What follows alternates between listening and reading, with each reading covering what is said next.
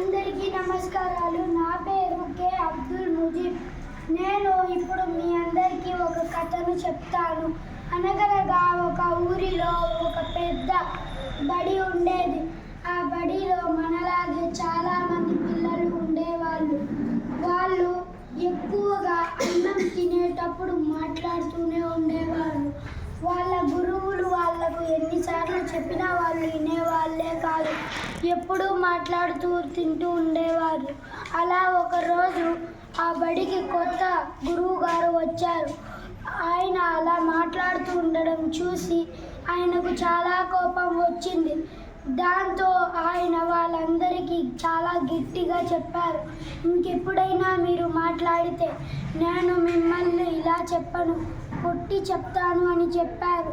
అదిగో అప్పటి నుండి వాళ్ళు అన్నం తినేటప్పుడు లైన్లో నిల్చుకొని పెట్టుకుంటున్నారు.